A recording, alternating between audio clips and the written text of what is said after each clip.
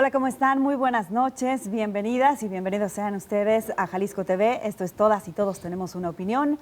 Estamos transmitiendo desde el 17.1 de Televisión Abierta y también nos pueden encontrar en sus sistemas de cable. De igual manera les invito a que nos sigan en redes sociales, que participen en la discusión, que nos manden sus comentarios en Jalisco TV y Noti Jalisco TV. Y por supuesto, para consumir los contenidos de esta emisora pueden visitar jaliscotv.com. Hoy tenemos una mesa de análisis muy interesante, así que les invito a que veamos cuáles son los temas que vamos a abordar en esta noche.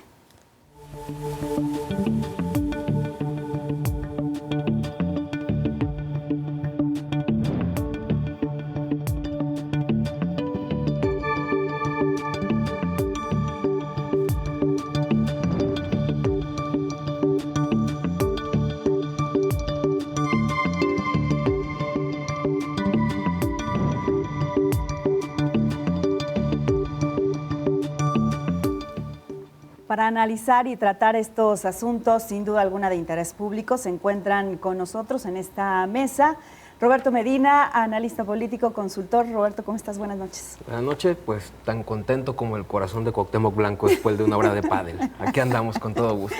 Qué bueno, bienvenido. También saludo con mucho gusto a Manuel Baeza, periodista y analista político. Manuel, muy buenas noches. Hola, muy buenas noches a todos. Muchas gracias por recibirnos.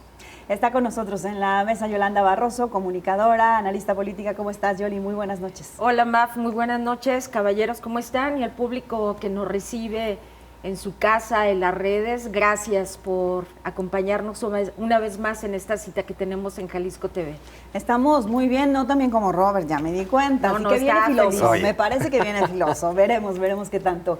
En el marco del primer año de gobierno de la presidenta Claudia Sheinbaum, de su informe que entregó al Congreso de la Unión, se está haciendo la glosa, aunque ya no sé si se llame glosa o no, pero hay comparecencias de distintos servidores públicos, de distintos funcionarios que encabezan los gabinetes del gobierno federal. Y ayer tocó el turno de Omar García Harfuch ante senadores y senadoras de la República.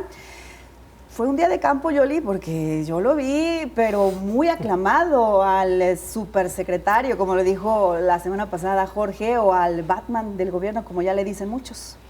Y bueno, pues es el romance o el amor platónico de muchas ciudadanas, ¿no? Y hasta ciudadanos, me atrevería a decir. Le fue muy bien, no hubo pancartas, no hubo protestas, no hubo grupos que estuvieran afuera esperándolo, incluso de la oposición, hubo abrazos, hubo muchas selfies. Sí hubo algunos señalamientos, ¿no? De la oposición, digo, de quien recuerdo fue del senador panista Francisco Ramírez Acuña, que le hace un reclamo. A ver, las cifras que presenta no habla de las desapariciones que siguen acumulándose, no habla de algunos otros delitos, pero en general fue un ejercicio positivo para el secretario de Seguridad, quien reconoce que la delincuencia y los delitos y la inseguridad no se ha terminado, que están en el camino, que están en coordinación con los estados, pero le fue bastante bien en esta comparecencia que hace ante el Pleno del Senado. Lo que resaltó el secretario Manuel, entre otras cosas, pero principalmente es lo que ya ha venido mencionando desde la conferencia mañanera o en algunas entrevistas con medios de comunicación, la reducción de los homicidios en el país, también el combate al huachicol y los decomisos que se han hecho en esta materia, y por supuesto también el combate o la estrategia que se ha diseñado para combatir la extorsión en nuestro país. Pero ¿qué otras cosas destacarías tú? ¿En qué es lo que tendríamos que poner el foco en esta comparecencia? Bueno, a mí me llamó mucho la atención las cifras que manejó, principalmente en tema de huachicol o el contrabando de combustible del que tanto se ha hablado en los últimos meses. Una cantidad importante, si mal no recuerdo, aquí lo apunté, 98 millones de litros de combustibles que se habían, que fueron asegurados por las autoridades federales en 26 estados del país, aunque yo creo que la parte más fuerte es esta de los buques que fueron detenidos en Tamaulipas. Yo creo que esa es parte de ese encanto que tiene ahora García Harfuch, además de su personalidad, le está regresando al Estado millones y millones de pesos que se estaban fugando por diferentes vías. Y eso lo convierte, yo creo que para la presidenta Claudia Sheinbaum, en alguien muy útil, porque si algo necesita el gobierno federal es dinero, y de esa manera están frenando el contrabando y pues pueden recuperar. Luego esos millones de litros se quedan ahí embargados durante una buena temporada, pero regresan al poder de la nación. Y curiosamente sí habla de la corrupción, o de la extorsión, de la estrategia anti-extorsión, y reconoce un 85% de aumento en las denuncias. No me sorprende porque en mi círculo cercano mucha gente me muestra mensajes, llamadas, videos que suenan directamente a extorsión, lo cual quiere decir que sí es un delito que les está creciendo. Yo creo que García Harfuch ha caído muy bien en la opinión pública, además, porque está rompiendo el famoso esquema de abrazos no balazos. Escuchaba yo en la mañana a un senador del Partido Verde. Así es. Que decía que qué bueno que por fin se había roto el esquema de abrazos no balazos y que García Harfuch trabajaba muy bien, estaba haciendo un buen esfuerzo, y que lo dijo él, que se le acercó Lucía, se me olvidó ahorita el nombre. Micher, sí, la senadora, para reclamarle que eso era una traición, y que le dijo, no puedo ser traidor y tampoco soy palero, ¿no? Digo la verdad. Es decir, hay un vuelco a la política del combate a la inseguridad, y yo creo que eso es parte de lo que le ayuda mucho al supersecretario García Harfuch. Sí, hay dos puntos que me llamaron la atención, Roberto, que es que reconoce que si bien traía desde la perspectiva institucional avances importantes, pues dice, esto apenas empieza, el reto es mucho mayor. Y por otro lado, que él mismo también mencionó el caso del asesinato del líder limonero, del que vamos a hablar también en unos momentos más. Este tipo de autocrítica, si lo podemos ver de esa forma, pues no se había visto antes. ¿Tú qué opinas al respecto? Me emocionó mucho ver a Omar García Harfuch en el Senado, porque pensé que era un operativo al principio. Después resultó que era una comparecencia y fue menos emocionante.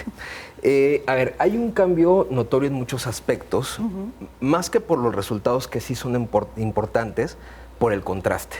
Me parece que es Diego Petersen quien lo escribía hoy, que la estrategia de seguridad encabezada por Omar García Harfuch se parece más a la de Calderón que a la de López Obrador. Salvo porque no se comete la tontería de hablar de una guerra, ¿no? Dicho esto, hay otros contrastes, ¿no? Cuando él dice algo que parecería una obviedad, que para combatir a la violencia pues también se tiene que detener a quienes la cometen, ¿no? Más allá de darle abrazos. La autocrítica siempre es necesaria, siempre se va a reconocer, sobre todo cuando hay temas tan evidentes, porque a pesar de las cifras, a pesar de estos golpes de autoridad que se han dado en este primer año, da la impresión de que el crimen organizado sigue haciendo lo que quiere cuando quiere, ¿no? Y es ahí, me parece que es cuando Omar García Harfuch, no entiendo la necesidad de decir todo el nombre completo cada vez que sea el nombre, cuando el secretario se topa contra la realidad, porque hay grupos muy grandes que llevan décadas creciendo, que entiendo que tiene que ser dificilísimo hablar de desarticularlos, al menos en un año de trabajo, asumiendo que los otros 6 no sirvieron para nada, ¿no? Porque estamos en el segundo piso de la transformación, como ellos lo han mencionado. Pero también pareciera que sigue persistiendo esta capa de impunidad política, que mientras exista no va a ser posible ir más allá de la detención, del decomiso y hablar de una solución del problema. Y hay otro punto que a lo mejor es muy pronto para mencionarlo, pero que va a hacer ruido próximamente. Omar García se está apuntando como el candidato de la presidenta. Claro. Coincido. Lo fue el de la Ciudad de México, López Obrador no lo dejó, pusieron a Clara Brugada, pero sabemos que él es su hombre de confianza. Cuando política y seguridad se mezclan, generalmente no sale bien. Cuando el grupo obradorista comience a ver que esto va despuntando, aguas con el ruido que se le pueda generar también desde adentro, porque puede mermar incluso la búsqueda de resultados. Aunque ayer vimos pues casi un espaldarazo, ¿no? O como que se querían pegar a un este... año, ¿no? Sí, definitivamente. Y también es cierta lógica que cuando alguien tiene popularidad, pues intenta salir en la foto con él. Claro. Cuando se acerca a eso a épocas electorales, no necesariamente permanece igual. Ahora, a propósito de la impunidad e incluso de los simbolismos que pudiéramos detectar en este evento de ayer, ¿qué les dice el que haya saludado y se haya acercado con Adán Augusto López? Lo pregunto, pudiera parecer una frivolidad o algo que no tuviera relevancia, pero sí fue muy significativo la vez que fue Rosa Isela Rodríguez, igual al Senado, y no le aceptó un beso de saludo al senador, hizo como una mueca de, o sea, entre como, a ver cómo me despido, ¿no? Pero de beso no. Y él, por el contrario, bueno, estuvo más cercano. ¿Esto significa algo, Yoli? Yo lo veo como un asunto de diplomacia, nada más. O sea, te saludo, un saludo no hace menos caballero, no implica una amistad o una complicidad en temas de política, lo veo simplemente como diplomacia y coincido totalmente con Robert. Omar García Harfuch es, hasta lo que va del sexenio de la presidenta Claudia Sheinbaum, el hombre, no sé si de confianza, pero sí uno de los hombres más fuertes de este sexenio, de los más carismáticos y que bueno, hasta se está ganando aparte de la oposición, ¿no? Con este espaldarazo de hasta nos queremos tomar una selfie contigo, como se vio, sí, ¿no? Lo aplaude el Verde, MC también tuvo unas palabras importantes para él, entonces se están juntando varios factores para... escuchaba y leía hace algunos días que, bueno, Marcelo Ebrard estaba tomando fuerza también, ¿no? Como el supersecretario de Economía, aliado de Sheinbaum, quizás venía una nueva oportunidad para las presidenciables del 2030, ¿quién sabe? Difícil, ¿no? ¿Quién sabe? Creo que será Omar García Harfuch. Tiene una prueba de fuego muy pronto, que es lo que tiene que ver con la renegociación del Tratado de Libre Comercio. Exacto, ¿no? entonces ya veremos, pero hasta ahorita es Omar García Harfuch por muchos factores. Sí, antes de irme a la pausa brevemente, nada más mencionar, le sumamos una estrellita al Gabinete de Seguridad por las detenciones que se hicieron en torno al homicidio de Bernardo Bravo, este líder limonero en Michoacán, Manuel. Sí. Bueno, fue demasiado rápido para lo que estamos acostumbrados. Se quejaba alguien de Michoacán, decían, lo detuvieron al día siguiente, seguramente sabían dónde estaba y qué hacía. Es decir, esa parte nos sorprende. Y del abrazo, hay que ir al manual de los abrazos, porque lo que hubo ayer con Adán Augusto fue como un medio abrazo así... No tan completo, exacto, no tan hay de efusivo. abrazos a Como por no negarle, ¿no? Exacto. Como por no negarle que lo conocía un poco. Fue más políticamente correcto, ¿no? Claro, diplomacia. Bueno, tenemos que hacer una pausa. Regresamos con el asunto del asesinato, del homicidio de Bernardo Bravo y con otros temas más. Así que no le cambien. Seguimos aquí en Jalisco TV.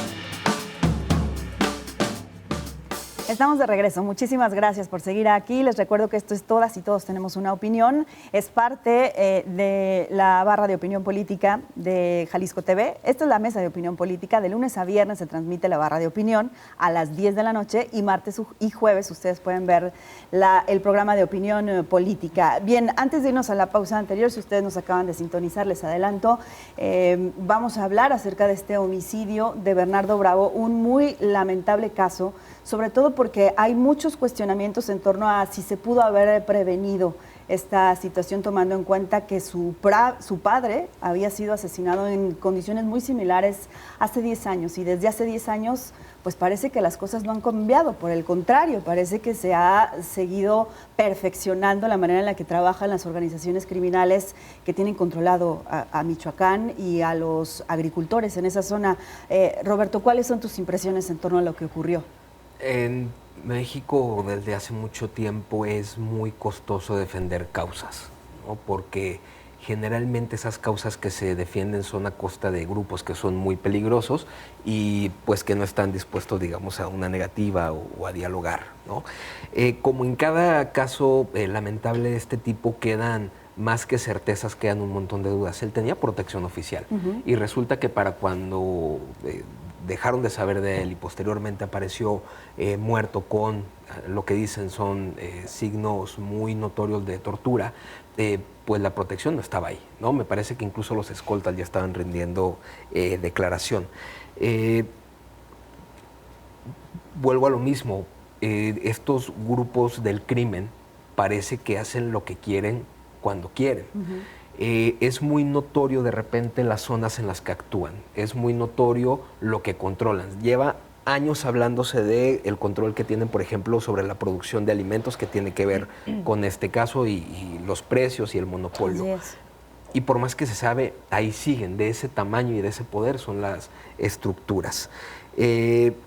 Uno se pregunta entonces qué hace falta para que realmente se pueda desarticular, no sé si con fuerza, no sé si con inteligencia, pero algo se tendría que hacer para que este tipo de muertes por defender causas pues no sean un común denominador en el país, ¿no? Sí, por supuesto.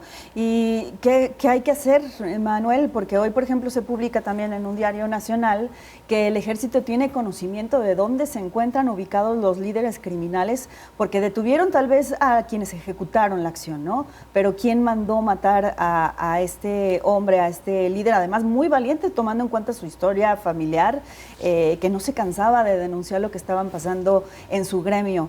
Pero dicen, los tienen detectados en el Ejército desde hace por lo menos 2 años y no los han detenido. Sí, el papá de Bernardo fue asesinado en el 2016, también limonero, y efectivamente la historia que he estado revisando habla de que viajó de Morelia a Patzingán, allí dejó a sus custodios y se fue manejando él solo una camioneta y ya no regresó. Entonces, señal de que iba a una reunión que él pensó sería de mucha más confianza o le dieron ciertas garantías que al final no se respetaron.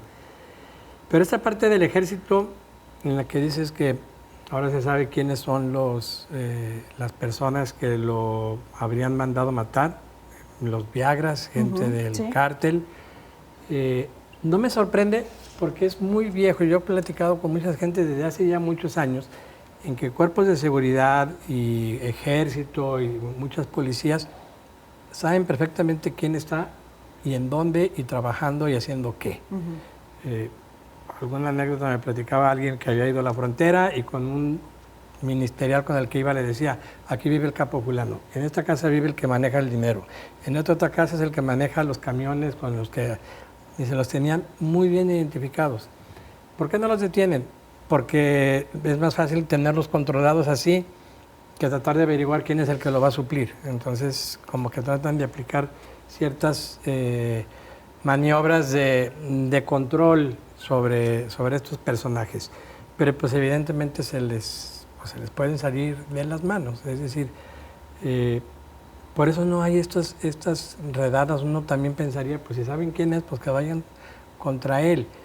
Pero yo sí he sabido en numerosas ocasiones que fuerzas de seguridad prefieren tenerlo a la vista que tenerlo escondido y buscando al criminal. Entonces es muy probable que haya ocurrido algo de esto y por eso, como decía, cayó, lo mataron y cayeron inmediatamente después porque ya los tenían ubicados. Hacen técnicas de control, probablemente no sea lo mejor, pero tal vez en el mundo policíaco sea una manera de trabajar. No lo sé, pero estamos a merced de estos grupos, sí. ¿Y qué podemos esperar, Yoli, si pues las personas, los comerciantes, los empresarios, van a preferir siempre la vida antes de ceder, o mejor dicho, van a preferir ceder para conservar la vida a ser asesinados? Y entonces ya normalizamos las extorsiones, a que los criminales controlen el mercado, definan los precios, etcétera. No, tendremos que exigirle a las autoridades porque este problema tiene por lo menos 20 años y pareciera que el campo de los citricultores en aquella zona de Michoacán, Apatzingán, el de los aguacateros, es tierra de nadie. y nada más ha ido cambiado de bando. Recordarán aquellas organizaciones criminales, una que hacía nombre a una familia, otra que hacía nombre de unos caballeros de una organización medieval, para no mencionar el nombre completo, de los templarios. Ahora se llaman algo de los blancos de Troya, mencionaron a los Viagras, han ido cambiando de nombre y es el gobierno que ha permitido y normalizado, porque seguramente también se han corrompido las autoridades. Aquí están metidos extorsionadores, coyotes, intermediarios, y el líder de los agricultores, Bernardo Bravo, se dedicó de denunciarlo hasta el último día que vivió. Yo creo que las autoridades, si quisieran, sí pueden hacer una limpia total desde los elementos, Guardia Nacional, Ejército, la gente que está metida y coludida, pero es quererle entrar con todo, si realmente quieren proteger al gremio, al campo, al gremio de los citricultores y los agricultores, porque es una tierra de nadie en esa zona. No podemos normalizar la extorsión y no podemos normalizar que el crimen organizado sea quien le ponga el precio al limón o al aguacate, o en este caso al producto pues de estos agricultores. ¿Cómo vamos a permitir eso? Porque en todo caso, más que tierra de nadie, pues es tierra de ellos, ¿no? Son quienes tienen el Pero control es que absoluto. imagínate todos los que se lo reparten. ¿Y por cuántos años se ha normalizado? Esto lleva por lo menos 2 décadas. Dejan de hacer las cosas o lo que les corresponde, como el Estado. El Estado. El Estado es quien ha normalizado esto. Y por eso prefieren, no, pues mejor déjalo. Este es el que extorsiona, aquí vive el del crimen organizado, el líder de tal bando, que seguramente debe pasar, y mucho dinero, a las autoridades. Si no es que cómo se ha normalizado por más de 20 años. Les voy a cambiar de tema. Vamos ahora a hablar del empresario mexicano Salinas Pliego. Ricardo Salinas Pliego. El Tribunal Colegiado en Materia Civil revocó la protección por 5 años, que había tenido esta protección por 5 años, y le había blindado a su empresa TV Azteca y a él pagar más de $580 millones a sus acreedores en Estados Unidos. Él se había escudado o se había amparado, amparado no solamente de manera legal, sino también los argumentos que había presentado tenían que ver con la pandemia y que a raíz de la pandemia para él era muy difícil pagar lo que debía. Hoy finalmente se está haciendo cumplir la nueva ley, se está estrenando la reforma a la ley de amparo y él dice que ya está dispuesto a negociar. ¿Después de qué y qué nos ha costado este conflicto tan público, Roberto? A ambas partes les conviene muchísimo que un tema fiscal se vuelva un tema político, ¿no? Para la 4T representa mantener muy vigente el argumento de los enemigos corruptos, neoliberales del régimen. Este tipo de personas les conviene mucho porque sigue alimentando esta maquinaria. Y por el otro lado, a Salinas Pliego le conviene mucho más la historia de que es un perseguido político a que es un deudor, ¿no? Señor, hay que pagar lo que se debe, o sea, como cualquier ser humano más o menos decente, ¿no? El tema es que me parece que ahora sí la 4T tiene todos los argumentos, y deja tú los argumentos, todos los instrumentos del Estado para orillarlo a que pague. Yo lo que creo es que van a tener que ser muy cuidadosos, sí, para orillarlo, ¿no? Para apretarlo, pero sin construir tal cual un perseguido político, porque eso luego se les podría revertir, ¿no? Y creo que no están teniendo ese cuidado. Creo que es momento de que la misma presidenta comience a hablar y a tratarlo como lo que es, un tema netamente fiscal, tratarlo como lo que es un deudor, porque de repente el decir que a lo mejor ella se reúne con los acreedores, ¿no? Pues no ayuda demasiado porque le da herramientas entonces al señor Salinas Pliego de decir, me están persiguiendo los zurdos de ya sabemos qué, ¿no? Sí. me parece que se tendrían que tener incluso esas consideraciones, porque si no vas a alimentar al mismo personaje. Manuel, ¿hacia dónde crees que se está inclinando la balanza? ¿Hacia esta imagen que él quiere proyectar de perseguido político, porque además contribuye a lo que ahora ya está cobrando fuerza, que es el que supuestamente pudiera ser candidato presidencial en 2030, o hacia el lado de hacer justicia? Yo creo que sigue polarizado. Es decir, Ricardo Salinas Pliego, que es muy hábil porque tiene un equipo muy fuerte para manejar sus redes sociales. Y todo un canal de televisión. Además, que son sus propagandistas. Sí, tiene toda la maquinaria para hacerlo. Sí está alimentando la idea de que me persiguen por mis opiniones políticas, cuando en realidad el pleito es meramente financiero. Me preguntabas para quién se inclinaba. Pues es que yo entro a Twitter, por ejemplo, que soy muy asiduo a la red social X, y veo a los enemigos de Salinas Pliego festinando todo, y a la gente que defiende, que es antimorena, que defiende a Salinas Pliego, diciendo este es el héroe que necesitamos para enfrentar a la 4T. Es decir, lo están polarizando para allá, yo creo que por estrategia mediática de Salinas Pliego. En este caso en particular, es un pleito entre particulares, es decir, Salinas Pliego le pidió $400 millones a un banco de Estados Unidos, y luego ya no le pudo pagar, o ya no le quiso pagar, o no se arreglaron, y ahora tendría que pagar 580 millones de dólares. No es un Banco de México, no tiene que ver con México, es un pleito entre particulares, salvo el hecho de que sea mexicano. Y como tiene mucho dinero Salinas Pliego, pues también tiene muchos abogados y muchos contadores y mucha gente que le ayuda en la parte legal. Ellos pidieron un amparo para evitar una acción en su contra, y ese amparo ya se le revocó. Entonces los cobradores desde Estados Unidos ya podrían actuar judicialmente en contra de él. Pero luego la presidenta lo hace ver como si fuera un logro de la 4T, cuando en realidad nada tiene que ver. Bueno, pues si se hizo toda una reforma por él. Sí, hay otro pleito que tiene que ver con la parte fiscal en México, en donde sí el gobierno mexicano está también pidiendo una buena cantidad de dinero, y Salinas Pliego dice, pues es que me están cobrando más de lo que debería yo de pagar.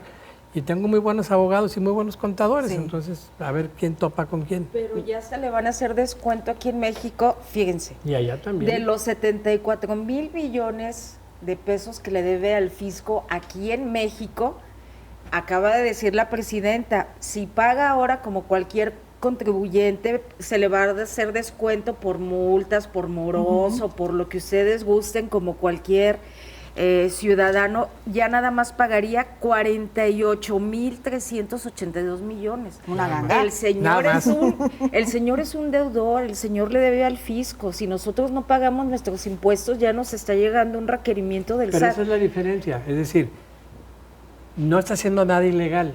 Sí. No, pero el señor debe impuestos. Pero sí debe los pagar impuestos. Y entonces se va, por eso, él no está diciendo no voy a pagar impuestos, lo que está diciendo es me están cobrando más de lo que yo debería de pagar. Y por eso me voy a juicios y me voy a amparos y todo, porque tenemos que dirimirlo conforme la ley lo decida.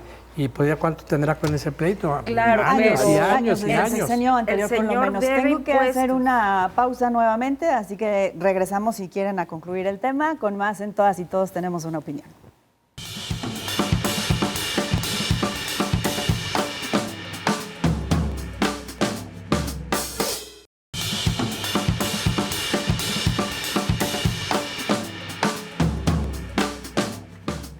Continuamos, muchísimas gracias por estar aquí en Todas y Todos tenemos una opinión en Jalisco TV. Les recuerdo que la mesa de esta noche es de opinión política y nos acompañan Roberto Medina, Manuel Baeza y Yolanda Barroso. Ya que estábamos hablando de impuestos, se anunció ya una serie de modificaciones a la ley de ingresos del próximo año que incluye ajustes, dice la presidenta Claudia Sheinbaum, a los impuestos ya existentes, porque fue enfática al decir que no son nuevos impuestos. ¿Le creemos, Yoli, de qué se trata esta nueva miscelánea? Pues va a haber algunos ajustes y modificaciones, o sea que sí los vamos a sentir, pero no tanto, pero poquito.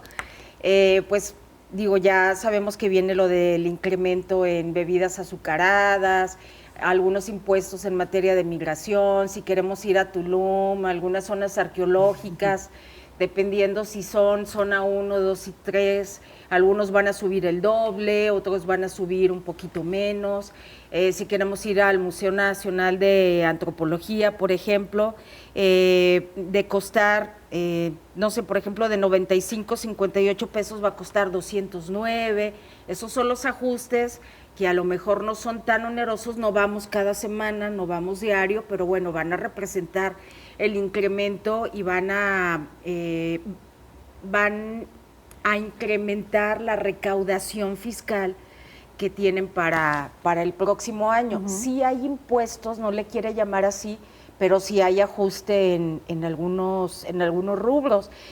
Dice que esto se van a lograr por el combate a la corrupción, mayor control en aduanas por la nueva ley de aduanas, de la que ya habíamos hablado en programas anteriores. Entonces hay que creerle poquito porque sí va a haber. Son 400,000 millones de pesos extras para 2026, de acuerdo con la información de la Secretaría de Hacienda que la propia presidenta ha confirmado. ¿De ese tamaño, Roberto, es el boquete que han dejado los programas sociales y las megaobras? Ellos hablan de una recaudación histórica para el próximo año. Pues ya sé el pinche colmo si no. No, o sea, ni los videojuegos se salvaron, que además queda en una zona medio gris porque videojuegos violentos. ¿Quién va a decidir eso? Es decir, si me sacan tarjeta roja en el FIFA por una entrada violenta, marcar el SAT, o sea, queda todavía como muy nublado, muy gris cómo va a ser esto. A ver, los programas sociales salen muy caros. Independientemente si estás a favor o en contra, esa es otra discusión. El mantener programas sociales tan agresivos y cuando prometes ampliarlos todavía, pues el dinero tiene que salir de algún lugar, ¿no? Entonces, subes impuestos, elevas tu tope de deuda, es decir, haces una serie de cosas para que haya dinero en la caja, ¿no? Sube, por ejemplo, impuestos a bebidas azucaradas bajo el argumento de que es por la salud, ¿no? Yo creo que la señora va a ir a la tienda, ya está la coca 2 pesos más cara, mejor tomo agua. No creo que la realidad funcione así, porque además no se ve como que vaya acompañado de una campaña de prevención, de salud, algo por el estilo. Son medidas recaudatorias. O con mayor inversión en salud, incluso. Cosa que no vamos a ver, ¿no? Son medidas plenamente recaudatorias que les da un miedo decirlo y aceptarlo. Pero la realidad es esa, necesita que haya más dinero en la caja, ¿no? Y por eso básicamente es toda la actividad legislativa que hemos visto en las últimas semanas, porque, vuelvo a lo mismo, tanto los caprichos de obra como los programas sociales salen muy caros y pues el dinero no es infinito, ¿no? Parece que hubo una intensa negociación, Manuel, también con las refresqueras o con las empresas que se dedican a la elaboración de estos productos que, como decía Roberto, se ha justificado que es por el bien, por la salud de las mexicanas y de los mexicanos. Pero este debate lo tenemos desde hace años, ¿no? ¿Crees que pueda en verdad repercutir en eso? Bueno, ¿en la salud? Sí, no va a repercutir. Difícilmente veo a la gente, como dice Roberto, dejando de tomar su refresco negro porque le subió 2 pesos, simplemente se va a resignar. Igual pasa con los fumadores, cuando suben, pues lo único que hacen es, pues le jalan un poquito más de dinero de otro lado para poder seguir fumando, y los que durante años tomábamos refrescos 2 o 3 por día, pues no lo vamos a dejar de hacer. ¿Tú tomabas 3 por día? Yo me llegaba a tomar 3 por día y ahorita estoy... en 2,5. No, ahorita soy como los alcohólicos anónimos, solo por hoy ya no tomo, pero yo era gran consumidor de refresco y nunca lo dejabas de ¿Y no de te tomar. influía nada el costo? Pues no era algo que sí te da más coraje, pero nada más. No miente la presidenta, es decir, no aumentó los impuestos. En unos casos simplemente... No hizo nuevos impuestos, perdón, en unos casos simplemente hace ajustes, porque pues, los ajustes siempre son para arriba, nunca son para abajo, y la otra es hizo un poquito más grande el cajón, ¿no? Es decir, ahora pues también las bebidas estas tipo electrolitos pues también caen en el mismo cajón. No mienten porque no hay un impuesto nuevo, pero pues nomás le van comiendo al mercado más espacio. Yo alguna vez escuché a un delegado del IMSS que decía que buena parte del dinero que se les va es en atender enfermedades como el sobrepeso, la diabetes, Sí. el corazón. Y todos los derivados, Y ¿no? decía, Esos. y por eso preferimos hacer muchas campañas de prevención, porque no es que nos preocupe, digo, eso no lo decía con esas palabras, la salud de los mexicanos, lo que nos preocupa es que se nos va el dinero en curarlas. Es decir, yo estoy siendo mucho más pragmático que el funcionario, que era mucho más político, pero decía, se nos va el dinero en cuidar enfermedades que pueden ser prevenibles. Sí. El problema es que van a aumentar con ese pretexto las bebidas azucaradas y más, pero el dinero no se va a ir al Seguro Social ni al ISSSTE, se va a ir a los programas sociales. Sí. Y con ese dinero van a comprar más refresco. Dime, Yoli. Sí, bueno, yo pienso que si de veras lo acompañan de una campaña de información en la que nos convenza que lo están haciendo por la salud, pudiera tener no solo un éxito, pudiéramos comprarle la idea a la presidenta Sheinbaum de que es por la salud este incremento y lo destinara exactamente para la salud y no para los programas sociales, porque México es el país donde más consumimos refresco. Le sigue Colombia. Al año los mexicanos tomamos 166 litros de refresco, lo que equivale a 459 latas al año. Y decíamos, ¿qué vamos a hacer? Pues nos vamos a resignar. Desafortunadamente, el lugar aquí en México donde se consume más refresco oscuro, ya saben cuál es, para no mencionar las marcas, uno que nos encanta a todos, con azúcar y sin azúcar, pero generalmente regular. No, y con ron sabe maravilloso. Con ron es maravilloso, azúcar y todavía. tequila y Y de caña. pintadito, pero tristemente es en un lugar muy pobre que se llama San Juan Chamula, donde donde por la falta de agua potable, donde a los niños en el biberón, en lugar de leche, se les da refresco oscuro.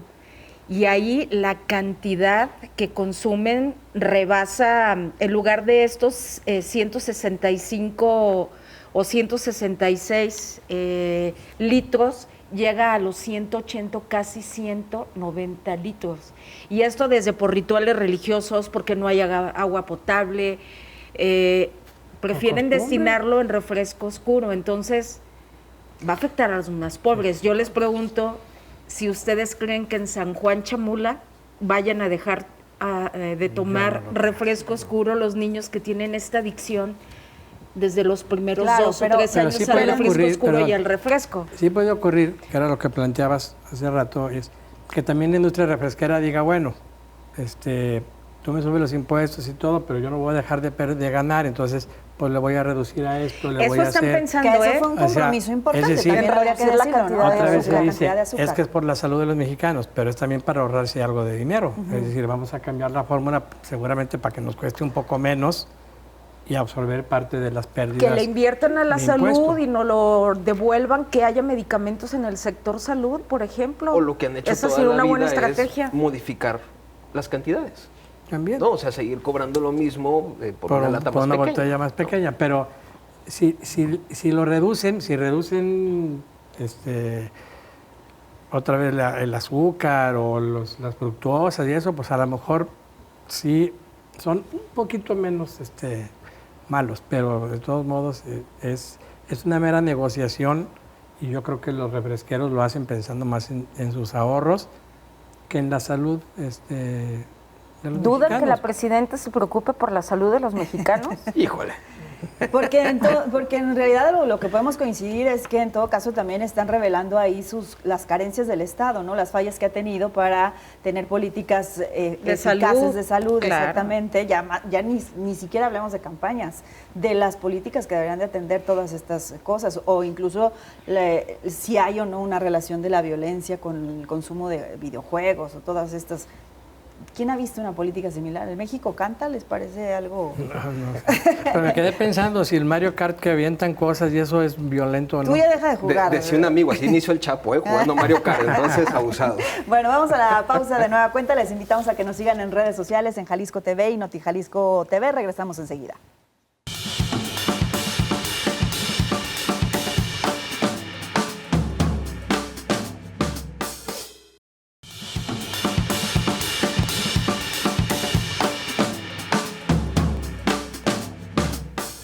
Continuamos, esto es Todas y Todos tenemos una opinión, la mesa de opinión política de Jalisco TV que se transmite martes y jueves. Martes y jueves ustedes podrán encontrar opiniones muy interesantes sobre los asuntos de interés público. Ya que estábamos hablando de cuestiones que repercuten en la salud pública, pues qué sorpresa nos está causando los contagios que cada vez aumentan más de sarampión, una enfermedad que se consideraba erradicada hasta hace apenas unos años. Más de 5,000 casos en el país, ha cobrado 23 muertes ya también en nuestro país, y el grupo más afectado, me llama la atención este dato, es la edad o la población de entre 0 y 4 años, y me llama la atención porque entonces quiere decir que algo está pasando con la vacunación, porque es ese grupo de pequeñitos que reciben vacunas prácticamente al momento, desde que nacen.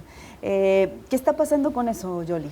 Que no los vacunaron. La respuesta está clarísima. Falló la campaña de vacunación, falló esta política de salud.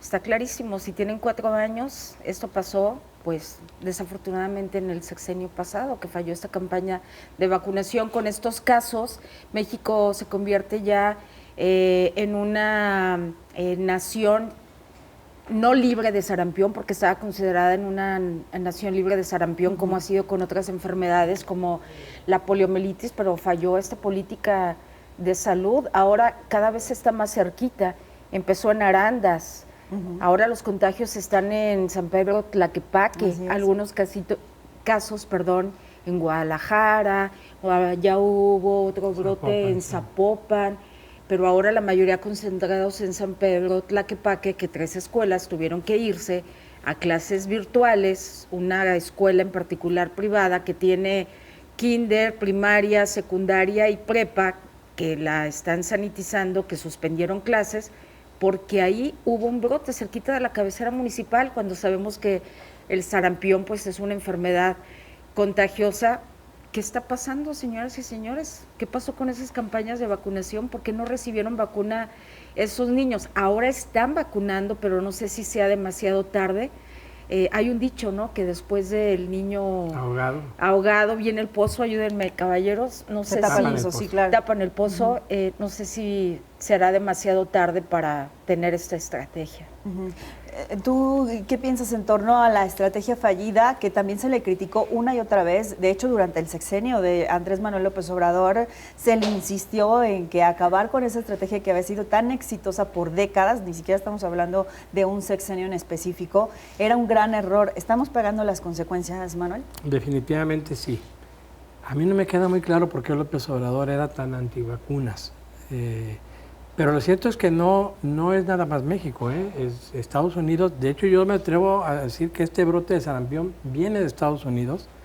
En la zona de Texas hay un brote de sarampión enorme, y principalmente en las zonas rurales, donde la gente no se vacuna, una por cuestiones religiosas y otra porque son antivacunas. Y yo tengo que decir que yo conozco gente en Guadalajara educada, es decir, no de rancho, gente universitaria y todo, que es abiertamente antivacunas. Yo creo que ese fue uno de los grandes errores. Insisto en que no sé el motivo final por el cual López Obrador decidió que pues había que empezar a cortarle por allí, y esa es la consecuencia de una política mal empleada. Yo no conozco un médico que no se horrorice ante el hecho de que no se vacune a la gente, y más para casos que ya estaban erradicados. Había enfermedades que no, ahora también empiezan a aparecer en algunos lados brotes de polio.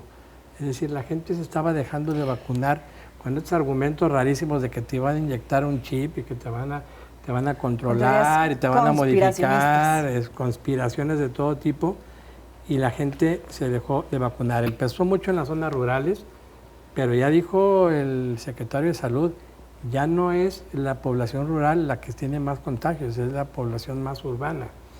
Es decir, estamos en ese riesgo. Yo creo que si la gente empieza a vacunar, y los que ya estamos vacunados, etcétera, se puede controlar mucho. Chihuahua tiene 4,406 casos de sarampión en este momento en registro. Nosotros tenemos 115.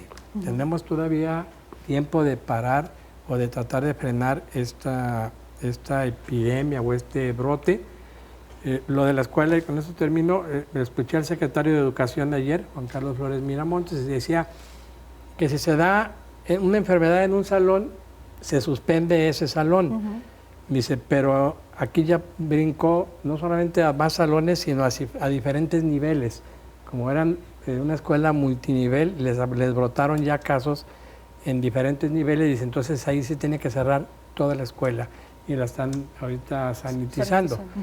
Pero pues sí, ya nos brincó para este lado algo que se podía haber previsto. ¿Crees que este movimiento o esta ideología antivacunas, Roberto, se profundizó a raíz de la pandemia? Y si existe algo que veas visible en los gobiernos, en este caso en México, que le pueda hacer frente con buenos resultados. Es que es justo lo que se menciona. Desde hace muchas décadas existen movimientos tanto negacionistas como antivacunas que han estado ahí presentes y que el mensaje de estos grupos se exponenció mucho a partir del COVID y la vacunación. Me parece que justamente a partir del COVID se mermó muchísimo la confianza tanto en laboratorios médicos como en autoridades de salud. Estos movimientos antivacunas tienen diferentes niveles de expresión, ¿no? Hay desde aquellos que buscan atacar desde medios masivos de comunicación, pero pues la expresión más sencilla es no vacunar, ¿no? Me parece que no es casualidad la edad que tienen en este momento los niños contagiados, ¿no? Va justamente con esta dinámica.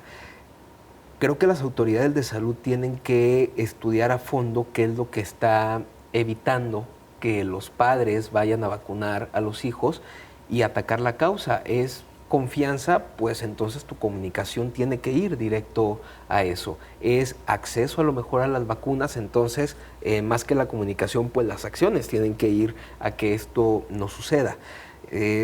Yo no le voy a decir a los padres y a las madres de familia qué hacer con sus hijos, yo ni siquiera soy papá, ¿no? Entonces ellos me podrían decir, a ti qué carajos. Pero pues la consecuencia de no vacunar pues puede ser grande, ¿no? Simplemente volver a hablar de enfermedades. No sé hace cuánto en un programa de opinión no se hablaba del sarampión, por ejemplo. No, o sea, entonces me parece que, como bien se dice en la mesa, estamos a tiempo de evitar que esto pase a mayores con este y con otras enfermedades. Y sí, tanto las autoridades como los laboratorios tienen que ver cómo recuperan algo de la confianza que se perdió en los últimos años. ¿Y consideras, Yoli, por ejemplo, que esta es una de las buenas acciones que hizo el gobierno de Claudia Sheinbaum al negar lo que se había hecho anteriormente? Hablábamos de seguridad, que se cambió la estrategia anterior por el evidente fracaso, y este es otro de los puntos que también hubo ahí pues que recular.